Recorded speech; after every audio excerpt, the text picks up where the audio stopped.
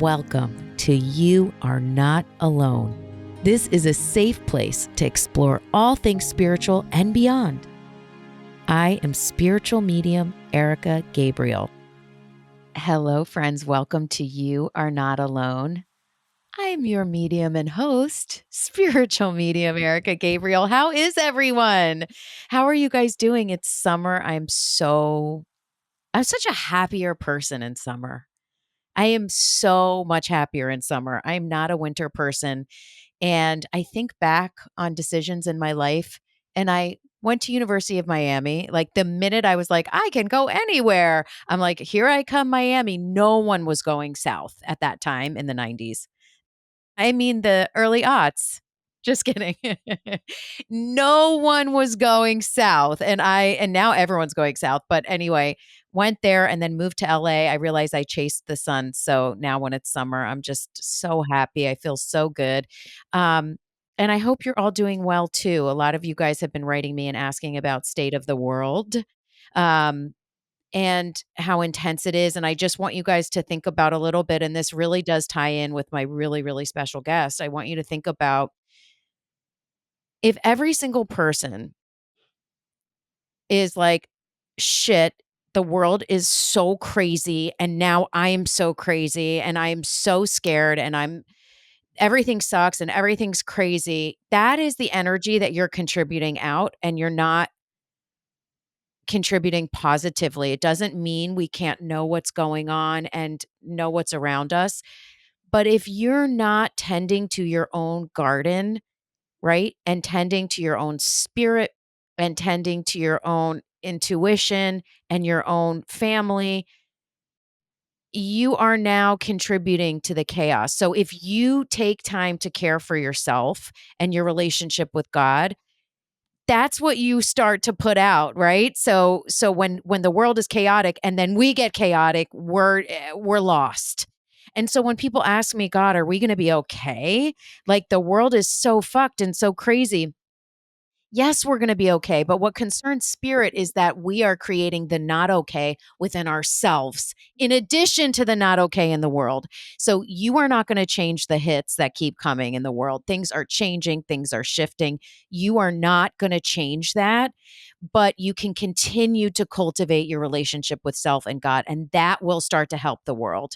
And one of those things that we can do is create a safe haven, which is our home. Right. So our home is within ourselves. Our home is with our relationship with God. And our home is actually in our physical home. And sometimes, I mean, I look on Instagram, I'm like, how the fuck do people have these houses? Like these sprawling estates. I like go to my house. I'm like, am I okay? Am I doing something wrong? Like, and we can get so wrapped up with that. But I think even in the smallest spaces, the tiniest places, you can make your place a sacred place. And there are ways to make sure you're in the right space. And I have on my friend Alex, who I like calling the High Priestess of Brooklyn still, because that's your handle. And first of all, I'm obsessed with her Instagram. Her Instagram is so great. So definitely follow her on Instagram. She's like one of these people that put out stuff on Instagram that you're like, this is interesting. This is great. So follow her. I'm just going to say that right now at High Priestess of Brooklyn. This is her third time on the show. And what we were talking about is like, every time she shifts and creates something new, it's like the timing becomes right for her to come on the show. And I love having her on the show because I really, really like her a lot. I think she's incredibly intelligent, incredibly powerful. She's helped me in the past. She is a manifestation coach, an astrologer. She is a human design specialist. She's a numerologist. And now her new phase is she is incorporating all those things into real estate. How freaking amazing is that? Into that home, that sanctuary that we create ourselves. And she is going out as a real estate agent and helping people find their perfect home, utilizing all of her incredible skills. And I'm so happy to have her on. Alex, thank you for coming on again. That was a very long intro, but it was so needed. And I'm so happy to have you again and see your face. I needed that too. No, thank you so much Yeah. for having me. I'm absolutely connected in with what you're talking about. And I think with manifestation coaching, what people often say on Instagram or on TikTok in the comments is, I want to manifest peace for the world. And like, it is dicey, right? How you handle that, of course, but you're absolutely right, of course, because you're channeling source energy when you say it. But the way that you do that is keeping your side of the street clean, tending to your garden, making sure that your mindset is contributing in a positive way to the collective. And the way that we can do that is manyfold. But I think when I was thinking about that recently, it was on a video about who benefits from you having money, which is a manifestation tool to help people understand that they're worthy and that they're deserving of what they can receive. Because I think a lot of people who are very empathetic, they think it's very selfish if I have a lot of money. They see, I literally just wrote down the word selfish, like, right? while you were talking, and Yeah, people think that working on themselves are like, "The world is so terrible and people are hurting so bad, like, how can I go for a walk and do meditation?" It's like, how can you not? That's your control, right? truly. You have no other way to do it. And the ripple effects of people who are generous and kind and empathetic, having money or having a lot of resources, is that they give it away. They help other people, they help their communities. And we see that with, you know, people with famous divorces who inherit $1 billion, right? I'm thinking of Mackenzie Scott Bezos, who literally gives billions of dollars away. Um, her name's going to escape me, but do you remember the woman who inherited $1 billion when her husband passed away, and she gave a billion? She inherited 2 billion. She gave 1 billion to the Albert Einstein School of Medicine and paid for tuition for like 4 years or something like that. That's so cool. I have the chills. Like, how cool is that? Like, it's okay for generous, kind, loving people to receive resource. We're allowed to do that. It doesn't mean that we're taking it away from somebody else who needs it more. In fact, we're the ones, if it's in our hands, who can give it to somebody who needs it more. That is so cool. It's so interesting. Um, a family member of mine, this was many, many years ago, like in the 50s or something like that, the older generation, he was thinking about being a priest.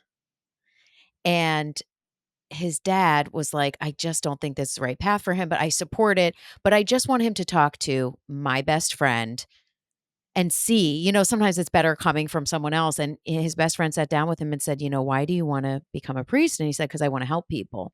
And he said, okay, that's cool. But how many people would be in your flock or whatever they call it? And he was like, I don't know, 200. And he was like, well, you're also really good at business. How many people do you think you could help if you become a success in business? And, with money. And he said, I don't know. It's endless. And he said, well, you have to think about what you want to do and what's driving your life. And he became an unbelievably successful business person and gave away tons and tons of money. Now, that's not everyone's story, but it just kind of it made me think of that story when you were talking because I'm so aligned with what you're saying. No, totally. And I was thinking about like this is, I mean, we can go there on this podcast, obviously. Oh, I, girl, we can do anything we want here. yeah, right. One of my formidable past life experiences, and the first time I would say I went in hypnosis, I went to a German, I think, like maybe 1600s time frame where I was a priest, and I saw my whole life. Right, you know, those are the coolest experiences. But I at the end, I saw my death too, and I was alone. I was like I was very lonely in that life expression. I helped people and I was in community, but there wasn't anybody kind of there for me at the end. And it was so interesting because there was a lot of other like ties in that lifetime too, and other people that I'm in this life with that were there then too. So it was sort of like, I'm going to help people, but I'm also going to escape and kind of do this thing that almost like isolates me, but it backfired, like, I'm not saying that that's everybody's experience when they go into that line of work. Of course, some people are totally meant to do that. Oh, calling. And it's Yeah. their calling. And then, they're so fulfilled at the end of their life. I think I needed to have that mystical life expression in some way, shape, or form. But it definitely informed my life now where I live much more in community, and I'm a sixth life path. I've chosen to be a mom and grow my own family and be an integral part in my family and my community. And I think it's just different, you know, and I know that we can't always, I mean, you can, right? But we can't always predict what it's going to be like at the end. But I think shoring up to be in some sort of life expression where it's more integral was important for me. And I guess that was the importance of seeing that life, right? Well, also, it sounds like that life was about devotion, Mm, you know? mhm, That was a mhm, life of devotion. That was like the theme. And it's so crazy you're saying that because I have seen myself walking barefoot, but, like, with brown robes, basically, like monk kind of robes, barefoot, but the ground was inside, like a dark place with, almost like fire on the wall, not burning down, but like torches, like that old fashioned, and the ground was cold and almost looked like inside cobblestone, like mhm. cobblestone, but inside, you know what I mean? That's so wild. So tell us what life path numbers mean and how do people look at that? Because you just said life path 6, so everyone's gonna go, "What is that?" And there are people who are like way more, you know, I'm obviously incorporating a lot of different modalities. So I will say, if you want like a straight up numerologist, there are so many people that are just experts in that one aspect. But I love numerology because it helps us thematically understand our life path, the year that we're in, the year that the collective is in. It helps us really understand like what is the point of this life expression boiled down to a very simple approach. So life path number is you just add up your birthday until you get a single digit. It's so easy for everybody to do, and to understand more about each number. And what I love about numerology is I also use tarot. I also use astrology, like you said, and a lot of all of that really kind of blends together modality wise, which is really cool. But yeah, our life path expression. Well, are you doing yours right now? Yes. I knew it. I was like, You're she's like, "Why are you calculating looking something down? over Are you there. ignoring me?" I Hmm. we have we done this before? This is ringing a bell, but I don't care. I I don't just got think mine down to a so. 1. You're a one. Okay, that makes so much sense for you. It's so the one is the beginning of the next cycle, right? So one is a pioneer, an independent thinker, somebody who's going to catalyze things, somebody who's going to start processes for other people for generations to come. And I remember Hmm. you also have a Pluto in your first house. We talked about that, which was the pioneer, the strong, um, magnetic energy, but you are here to make waves and you're not meant to kind of care about what, like the ripple effects. Obviously, you're Yeah. kind and empathetic, right? But you can't control what other people, how other people react, nor is that your job. You're like the one who creates the wave, and then It's the so ripple funny because effects come from there. oh, I get it. Because 'cause I'm like, "I don't know. Have I created even a ripple at this point?" 100%. I Are don't you even know. kidding me? But I love that. I think that's really, really cool. So you guys can take your birthday. So I am 11, 18, 19, and I had You it all the crazy fans will go back and they'll figure out your birth year. everyone knows how old I am. It's totally good. It's like Taylor Swift Yeah. level intel. I know. It's like, well, life path one, and so Yeah, so anyway, it's so funny when I read for people. They're like, "I was born in 1997." I'm like, "I was," like, I'll tell people, and they're like, "Really?" Um, okay, so that's so cool. So you can boil down your whole, your, birthday and figure out your life path number, and yeah, here's what I like about what you do. Is that you use your intuition to choose how you're gonna work with that person. So she still does one-on-one sessions, so, bringing in, like, your home and your sacred space, and I love that you use your intuition.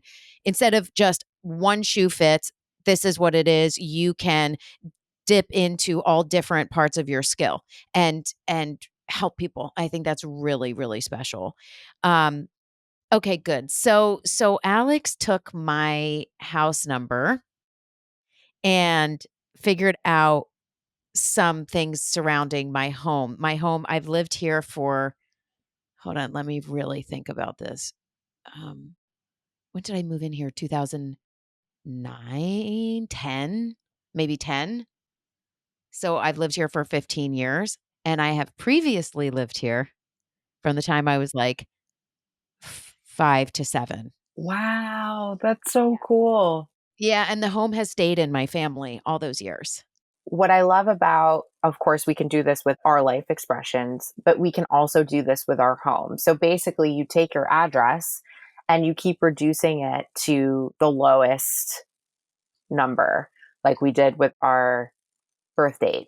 In this case, there's a couple different schools of thought. You might want to look at all of them, but I think it's important to take the street number, like the number house you are on the street.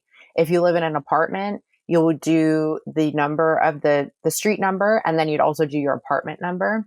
And sometimes it's 11A, right? So we would say 1 plus 1A is 1.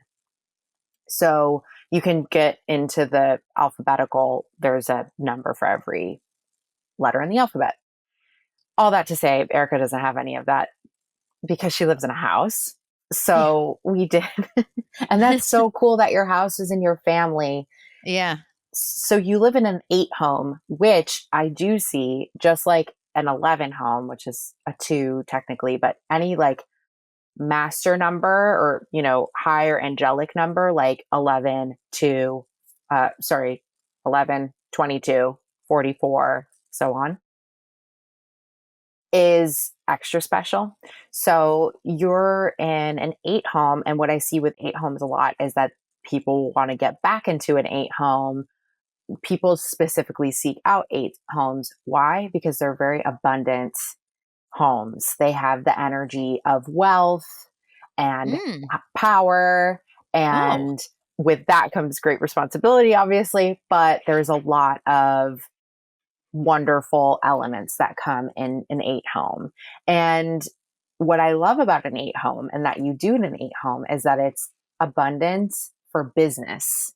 So you can have a home business really successfully in an 8 home because you're attracting wealth, you're attracting opportunities that are going to bring you wealth or abundance, right? So it makes total sense that you would operate a business out of that home because it almost kind of like falls into your lap in a way. And I know that, well, I don't know all the origin stories of your business, but I know that for you, it was like, okay, I have this calling, like I must do it. And you happen to have a successful business running out of your home, Yeah, I which, mean, it's so funny because I have a beautiful office, so we should do the office as well. I have a beautiful oh, office, and right now I'm in my home office, which is like so on point with what you're saying. And my husband works from home. So he's here working from home, and then I'm going to the office, and then sometimes he goes to the office. So we're kind of combining it all. And it was so crazy because I recently, with my office, it got sold. And I was like, oh my God, they're going to quadruple this rent because my office is stunning. It's so cool. But like the guy that I rented it from was like, I'll honor the rent that I did 9 years ago with the person before you. I'm like, wow. okay, I'm not going to say a word. So, and then I just talked to the new owner and they're only raising it $27 and will re sign me for a year. But before that, I was thinking, I think this office is done. I mean, I'm supposed to get out of here. Like, it was like a weird feeling, and then it got bought. So I was like, "Oh, I wasn't supposed to get out. It was just a renewal energy coming in, you know?" Mm-hmm. But it is, um, 16, and So the 7. number no, the number, listen to this, Oh, is Suite 100, which means it's a freaking 8. Oh! dude. Oh, oh, That's crazy, yeah. and if you turn 8 on its side, it's an infinity symbol, which is my symbol with my husband. Like, we sign everything infinity to each other. Oh my god. Well, that's the cutest thing I've ever heard. But, like, you see how cool numerology is? I like using it to obviously seek out homes, and I think that's very cool. But what's cooler is when you look back, not knowing, but just following your intuition, and you've landed in these spots that both have this abundant energy to do your work and to bring more people to you and to have that magnetic influence. and to have more opportunities. You just naturally sought it out, right? So if you're listening, like you can use any modality you want to go back in retrospect, obviously. But if you're following your intuition, you teach people how to do that. I teach people how to do that. If you're just doing those things, then you're good. You'll land in the exact right environment or home that you're meant to for whatever phase in your life that is. The office is a great example of like you have to maybe move or you're renting, right? Versus like owning your home.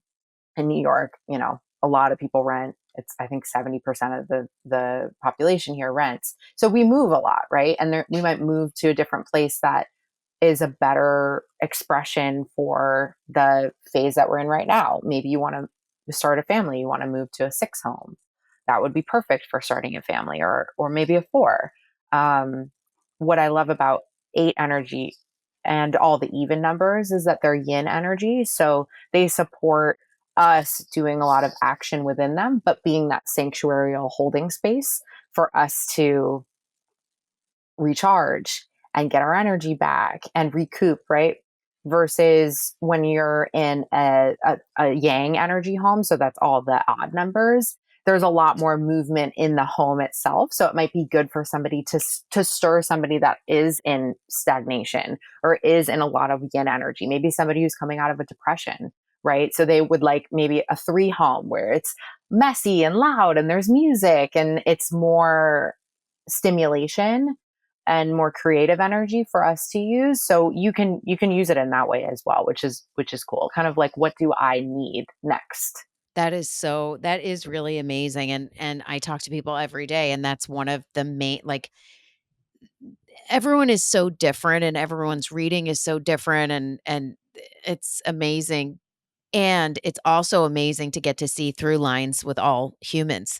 And like that's why I love people so much. And, because we're all so freaking similar and people want to know about love and their partner. They want to know about work. They want to know about home. They that's what people want to know about. And home is just so huge. So I think it's really cool that you're doing this. And no one else is. Like, this is so special and so unique. And people can call you too, and, like, you could do astrology on their home or, real estate as well. You can apply different things, right?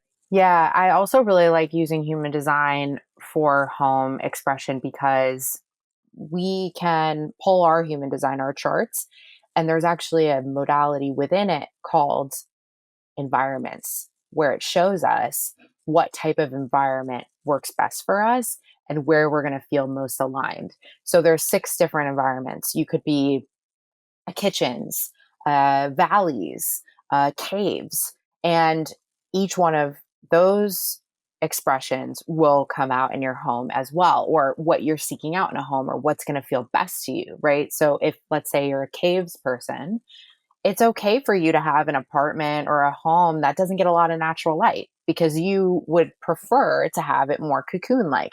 Maybe if you do have a place that has a lot of natural light, you're going to want to get blackout shades. You're going to want to paint some rooms kind of dark or moody. You're going to want to have at least one sanctuarial space within your home that gives you that. I should pull yours. I actually want to, now I'm I would love curious. that, and I wanna talk about, don't let me forget to ask you about manifestation, and the other thing Okay. that's coming up for you that I'm like, "Oh my god, this is so her next thing," is I feel like you're gonna do feng shui and, like, go into people's house and, like, maybe not feng shui the whole home, but Yeah. look at certain, um look at certain parts of the home and put in different remedies that you can do. Like, I feel like that might be a service that you offer coming That up. would that would be really fun. I know I'm really interested in getting into that too, or partnering with a feng shui expert. Obviously, like I totally believe in having just like a rising tide lifts all boats type of approach, right? Like if I can outsource to you or chemo or somebody else in my like posse, spiritual posse, Yeah. I absolutely love doing that. But yes, I was just in a home. We have a townhome for sale in Clinton Hill, and it's a landlocked area, right? Where you can't really get to the water super easily. It would be probably 30 minutes. But and the homeowners, I think, are pretty witchy as well. They are, mystical in some way. They put a beachy theme in their decor, which was really smart because it added in the water element that they were missing in that particular home. And I feel really peaceful and like zen in their home. And I'm like, what?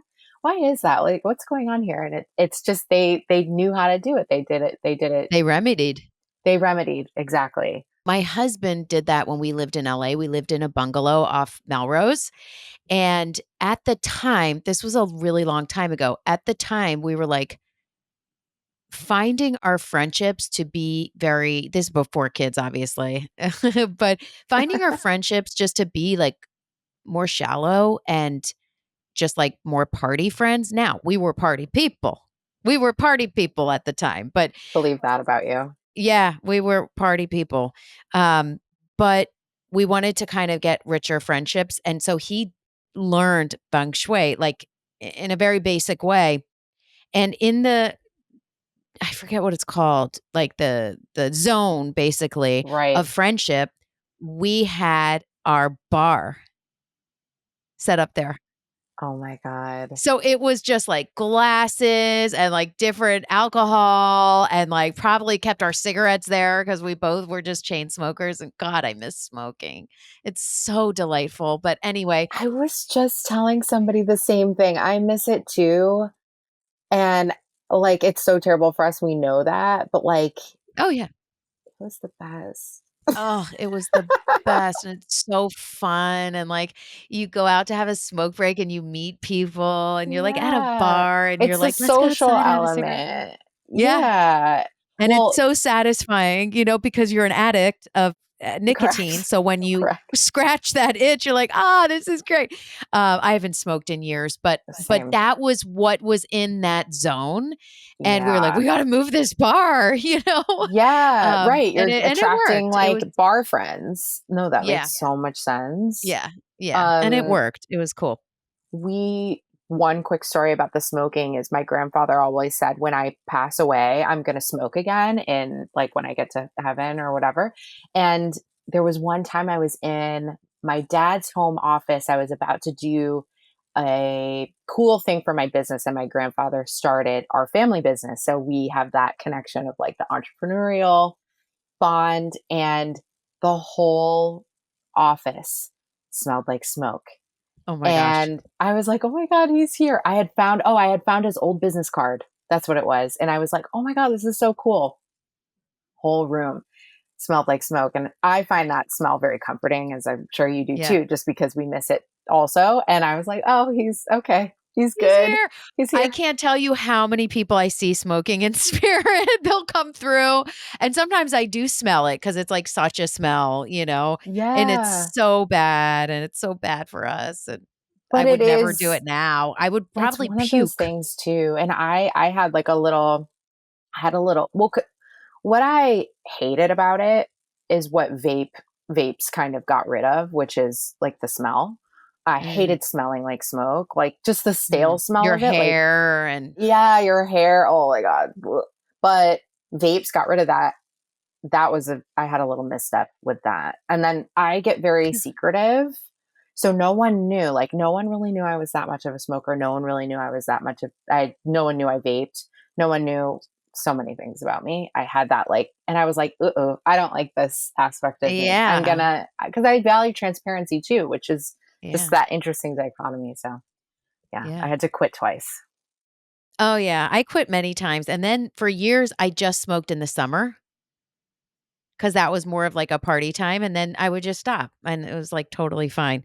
Can you explain for people a little more what human design is? Because there's a lot of people that have never heard of that Yeah, before. So I just wanna, just a little explanation of human design because you brought it up. of course. Human design is so cool. So it's a modality that incorporates a lot of other modalities. So astrology, I Ching, Kabbalah, the chakra system, quantum physics, science.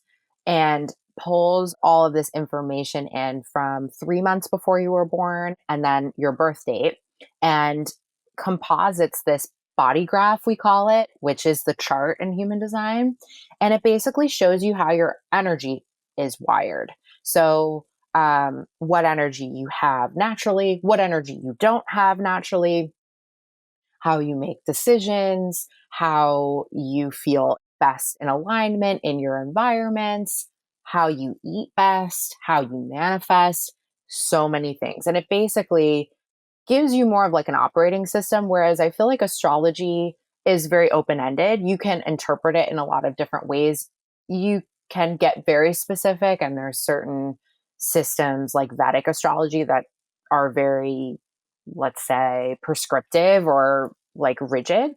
Human design is a little bit more like an experimentation with a lot of parameters to it. So, for example, there's an energetic type called a generator. That's about 70% of the population. And you have consistent energy throughout the day. And if you are a sacral authority within a generator, and we know the sacral chakra, that is somebody who needs to feel a very clear yes or a no when they make decisions, right? So something comes into your aura and you have a gut feeling about it. You know that phrase that's like if it's not a hell yes, it's a hell no. That's perfect for generators. There's a very clear like your body's leaning towards it, your body's leaning away, however you come up with to test that mechanism, right?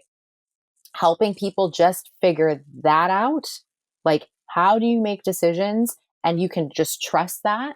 You don't have to ask a million people. You don't have to look to the blueprint of what other people are doing. You can just get very back in tune, really, with your own energy. And we're all wired very differently. Just that alone changes people's lives. So I love human design because it's very much like, here's a tool. I love a tool. Who doesn't? But just go start applying it, see how it works, right? And then people can very clearly like trust it because it's integrated into everything. That's really, really cool. Can you do this for people? Yeah, oh Their yeah. human design? Oh yeah. Okay, cool. And one of my coolest contracts right now is like working with a corporate client where I'm coaching Oh, all of their team. So everybody oh, on the team has a different human design and we talk about it.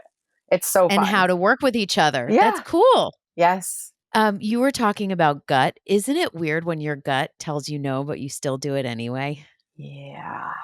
Isn't that so people ask like why I knew that. It's like that 20 hindsight is 2020. I mean, I've done it and it fucking bit me so hard. It knocked me down so bad. It was a no. And then I would say, well, if this person can't do this, don't work with them. And then they couldn't do it. And I go, well, if this person can't do this, then it was like you want something so bad that you're not trusting yourself. And it's tough. It's conditioning, right? Like a big part of human design we talk about is deconditioning and reconnecting back with the self, right?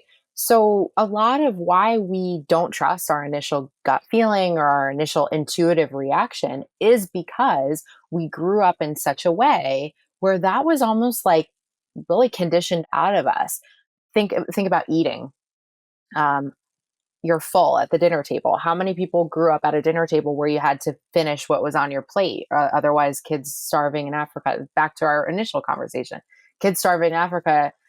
So you need to finish what's on your plate. Well, it doesn't really work that way. And also, it trusted us. It made us distrust our own hunger mechanism, our own satiated.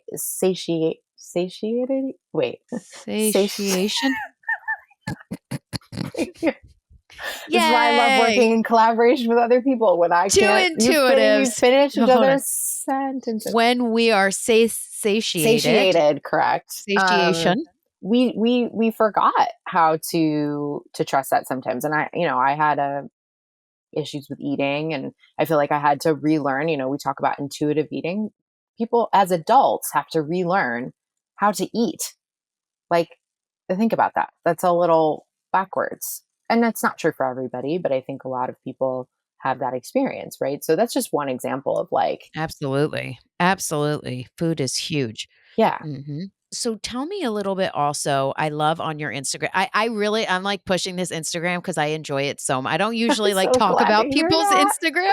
No, Yay. I mean at the end of a podcast, I'll be like, "Oh yeah, and what's your Instagram?" But like I Uh-huh. enjoy it so much and the reason why I enjoy it is cuz you give so much information to people and information for free and ideas and like it's really really fun. So definitely get on there you guys. So I asked you about manifestation and you give away so many tips and tools on there and descriptions of manifesting and like what would you say like I think so many people ask about manifesting they're like wow that sounds awesome like you create your own reality great but like it is challenging and it's challenging knowing where to begin. Like, what do you think the three or however many misconceptions are about manifesting and how people can adjust that? This is so funny that you asked this because the other day in the shower, where I get a lot of good intuitive ideas, I was like, you know what? I should do a video on troubleshooting manifestation, where like, yeah, exactly what you asked. Like, what am I doing wrong here? Because if you think about, and when people first get started with manifestation, they're like, oh my God, cool. Like I can manifest anything I want. People have beginner's luck a lot of times. Oh, I need stools for my kitchen counter. That was one of my first manifestations. The next day on the street, there were stools. Now, were they cute? No, I wasn't specific enough about what I wanted. Yeah, you got to get specific. I know. But they sure as shit appeared on the curb in New York City, right? The next day. So then we think, oh, okay, cool. If it's that easy, then bring me a partner, right? A lot more complicated. There's a lot more underlying beliefs about what we deserve, what we're worthy of. There's a lot of, deconditioning we need to do, a lot of healing we need to do when it comes to bigger manifestations. I think love and money are the top ones. With that, just because with home, that's true with home a little bit as well, especially dream home if we're building something. But we have to live somewhere, so we have to be definitive. It'll come down to a certain point where you sort of have to make like a sacrifice if it's not your dream home. In any case, I think one of the easiest places to start, and this is something that you help people do, and I help people do, and a lot of people help others do, is heal. Like, heal your belief system, heal your worthiness wound, heal your feeling of deservedness, heal your lack of confidence, your scarcity mindset. Understand, where did that come from? Whose story is that? Where did I inherit that story? What was the earliest memory that I can remember about that particular topic, right? And I help people do that in sessions a lot I where, love it. I think you should do a workshop on that because every single question you just asked, I had an answer. I had an answer. uh-huh. I had an answer. Literally every single question you just asked. You're like, "Where did this come from?" I said it. Like, "Where does this come from?" It like came to me. I love that was very powerful right there. Yeah, I appreciate that. A lot of times I'm coaching people when it comes to their relationship with their manager, let's say. Why isn't this person giving me a promotion? Why aren't they seeing me? Why aren't they validating me? Who didn't validate you early on in your life? Who didn't validate that person in your life? It doesn't even start with the person that it started with you. Like, it's what happened to them and their that story, right? And you can go back and back and back. What I think it helps people do is just dispel this belief system that they have had running subconsciously, which is how we manifest everything. We're manifesting all the time. We're just talking, you and I right now are talking about conscious manifestation. I want this. I want this new home. Well, subconsciously, that's what's running the show. We're Mhm. manifesting all the time. We're manifesting not getting a parking spot. We're manifesting getting a parking spot. We're manifesting getting to the grocery store on time. We're manifesting not getting to the grocery store on time. We're manifesting getting to work on time. We're manifesting not getting to work on time. It's Mm. happening. Murphy's Law, everything that can go wrong will go wrong. Well, if you start the day like that, yeah, like it will snowball. You'll have the worst day of your life because you're like, well, what else today? And then the universe is like, oh, so you believe that it's going to go bad for you today? Here you go. 'Cause the universe is always a yes to you. It's always a yes. So you're like, "Things are shit," and it's like, "Yep." Yeah, well, what you said at the beginning, right? When we adhere to what we do not want, we say, "I don't want this." The universe is not hearing, I don't want this. They're just saying, you gave that all of your attention. Cool. It's an algorithm. Yeah, it's where your life is flowing, where your mind's flowing, where your life is flowing, you're flowing towards negativity, then that's where you flow. 100%. I think it's also feeling good, right? So, like, things you feel really good about, like, just happen, like, I've told this on the podcast before, I was just, like, sitting at my desk one day, and I'm like, "What's fun for me?" Like, in my career, like, "What's fun?" Obviously, a lot, but I'm just saying, like, in that moment, I'm like, "What's really fun?" And I was just, like, her voice, my own voice, like, "Oh, the podcast is really fun. That's fun to do," right? Mhm. Just merely fun. And then, shit you not, the next week, Marianne Williamson wrote me. What? She literally wrote me and was like, "Hey, I'm available to come on your show." And I wrote back like, "Ha ha, bait and I have switch." the ch- Yeah, I wrote back, "Ha ha, bait and switch. Sorry, don't believe that this is really her office." And they were like laughing, wrote back, "I'll follow you right now from her verified account." And I look on my Instagram and she followed me. And I was like, "Okay. When does she wanna come on? What does she wanna talk Oh, about?" She wanted to talk about her new book. And it was so easy. It was, like, just fun. Like, I wasn't, like, hard, like, the podcast has to this or that. I was just like, "Oh, yeah. the podcast is fun." And then it was Yep. like, "Great. Fun? That's what you're attracting, something really cool." Something that you'll find fun. 100%. I think that when it really boils down, it is so much simpler than we make it, you know, especially when I have had clients in the past around a new moon or something, which is typically when we talk about in astrology to manifest. We'll be like, in the worst state of mind, right? With me, oh, I gotta hop off now. I'm gonna go manifest. I'm like, no, you're not, babe. No, you're not. You're not in the best frame of mind to do that work. Um, and a lot of times my work is just literally calming people down to the point where they can have conversations about things that are triggering them. Because if we can have conversations about something in a different way, that's a paradoxical move that creates change in our brain, that creates rewiring, right? It's all connected. So there is no perfect timing that you need to go jump in and do and act. And if you're not feeling good, please do not be like intentional with the universe because it has that feeling of scarcity or lack. Um, I have to run and do this. This is my only time to do it to manifest a new partner, right? Well, what do you think type of partner is going to show up? If that's the intention, that's the feeling that you're going into that manifestation with, it's probably not going to bode well. So, what I heard you say is, like, 1, that it's hard, 1, that it's complicated, and 2, that you can be in a shitty frame of mind. Like, those were, like, the 3 misconceptions, Yeah. right? Oh, right. Yes. Right? Because we were saying, what are the 3 kind of misconceptions? And that's what I heard you saying, like, those were the 3 big Yeah. ones. Definitely. It really is all about your belief system and all about what you really subconsciously are doing. What's running the show.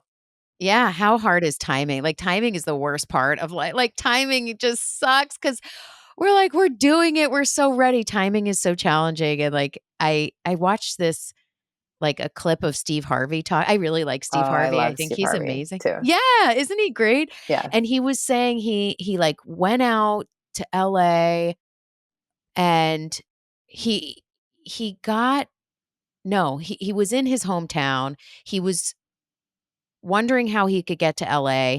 He got an opportunity to go to Los Angeles to fly out there and, like, do, like, a comedy show or something, and he had 20 bucks.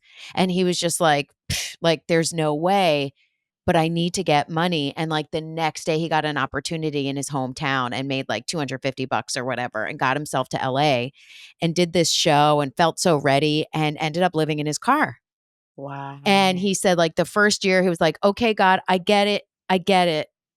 I get it. I surrender to you. Like, I'm ready to get out of my car." Nothing happened. And then the next year, and it went like several years he was living in his car. And every year he'd be like, "I get it, God. I get it." And he would hear a message like, "Not yet. Not yet. You don't have it all yet." And then each year he leveled up his own spiritual journey. And then finally things obviously broke for him. But it's like we can't always control timing, right? No. No, it's so true, and what I love, Abraham Hicks talks about this a lot, which is when you really, really want something and it's a big topic for you, whether it's career or love or home, you have a lot of conflicting thoughts on the matter. You have sent up numerous different vibrations that are all conflicting, basically, saying, "I want this, I don't think I deserve it. I want this, I'm not sure I can have that. I want this, it's taking a long time. Maybe I don't deserve that," right? That all contributes to the vibration. So then you have to really get it to a place where it's steady of belief. I can have this. This is for me.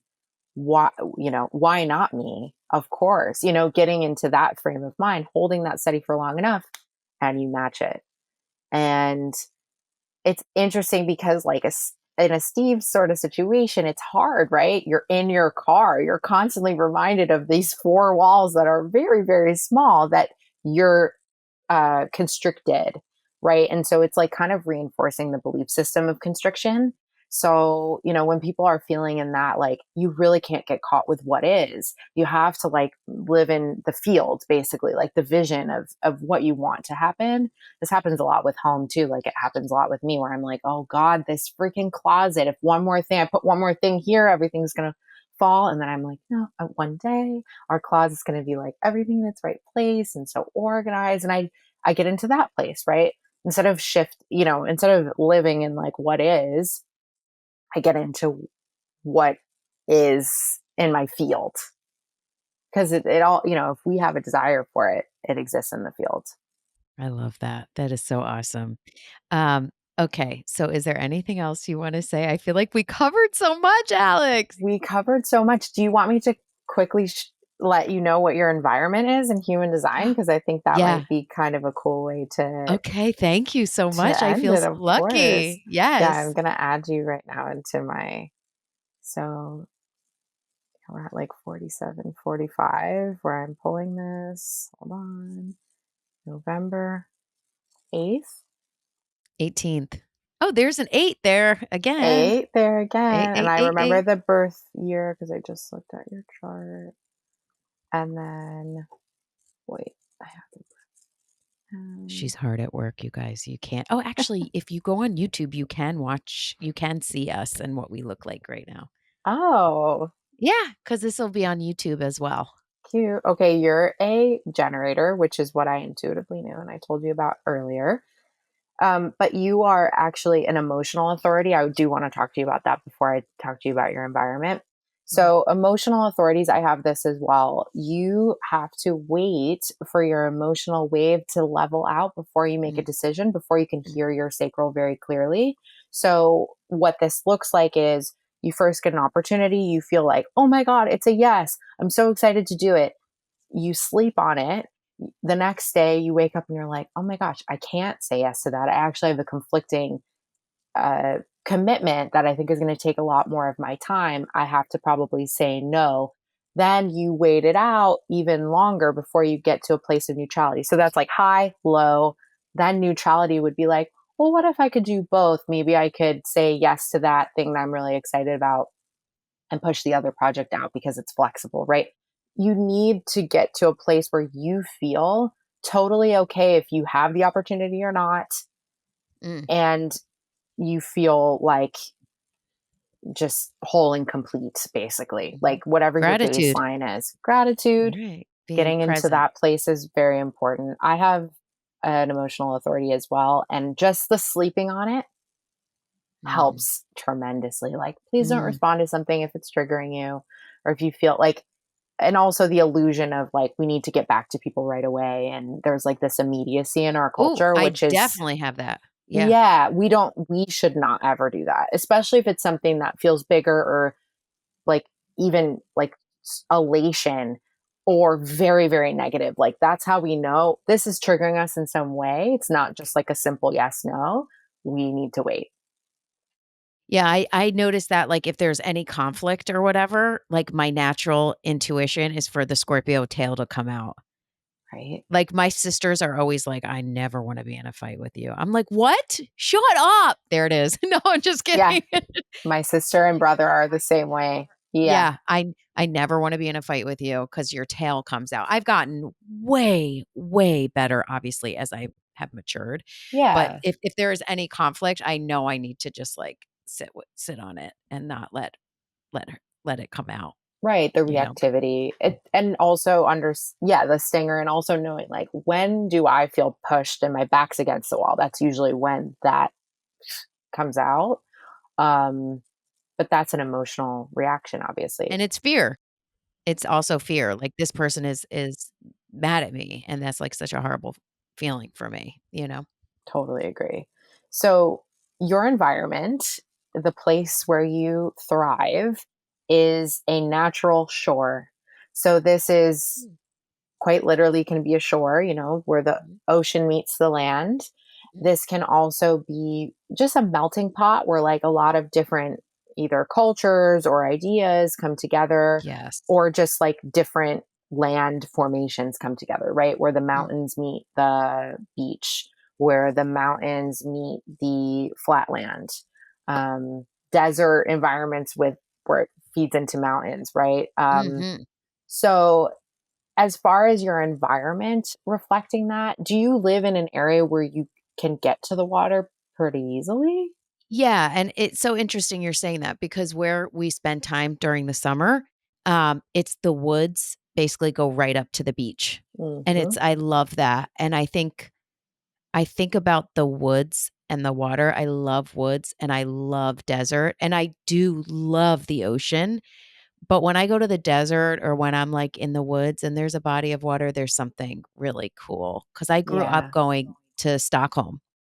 'Cause my mom is Swedish Oh, and she's born and raised in Sweden, and it's a city on water, and then we would go to the country, which is like the woods, like in Sweden, like, you can go for a walk in the woods and you just grab at the ground and your hand comes up with blueberries and, like and it's there's lots of natural water. It's really spectacular. It's wow. like my happy place. Yeah. So it's Does that important for make sense? you to, with natural shores, you obviously need an environment where you're out in nature quite frequently. I mean, in your environment too, it's right city country or city Mhm. suburbs that Yeah. is, you know, maybe in the office is more like the city environment, but home Mhm. is more woods and um, fields and things like that. Yeah. So that's important to you as well. Mhm. Um, yeah, I think that makes a lot of sense of where your happy place is and kind of where you That's really feel cool. most at home. And then if you have pictures of I'm certain you do have pictures of yourself Oh, in those environments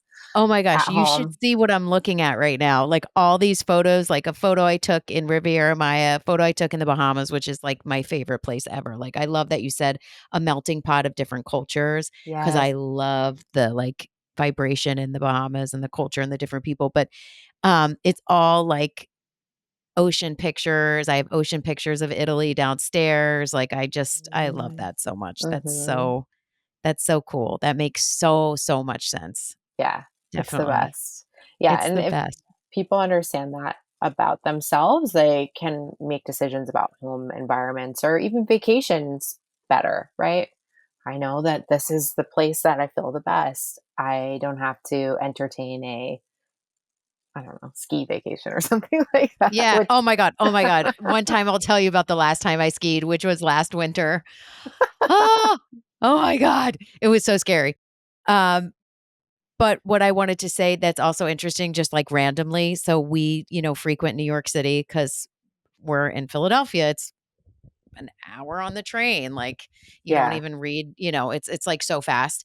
And every time I come up from Penn Station, like come up the escalator and start to see the city, I'm like, ah, yes, I am so happy here, life and like people. And yeah, so that makes Yeah. sense. Like a melting pot energy that you said. I mean, Manhattan's an island. People forget that, I but know it is. it It is. is. It's the coolest island as far as I'm concerned, but yeah, but it's so fun, and all these modalities are just to help you basically feel better, feel in alignment, and then all the manifestations come really easily when you're feeling good, like you said Mhm. earlier. I highly, highly, highly recommend getting a session with Alex. I think she's incredible, and she may not remember, but we had a session together, Of and course it I was remember. right before I was taking on this new relationship in business. And I'm not really a conflict person. I know I was talking about the stinger, but like I'm not a conflict person. Friends that I've had for years. I'm not like one of these people like we had a falling out. It's just not me. I'm extremely loyal, and like this was a work relationship, and I remember you weren't negative about it, but you were just very realistic about it. It was like this huge new thing I was doing, and you were really realistic about it. You weren't just like, this is going to be amazing. You were like, this is a learning thing and whatever. And I did learn a lot. And it was shocking. They fucked me over like hard, hard. And it was it took me a while to recover, and I remember you kind of connecting about that, and you weren't negative or anything, but you weren't like, this is amazing, you really Yeah. went into it. So anyway, I think your sessions are incredible. I think you're so knowledgeable. I'm so lucky that we found each other and that you've been now on the show 3 times. I know you guys are going to love working with Alex and love her Instagram like I do. And congratulations on having your baby.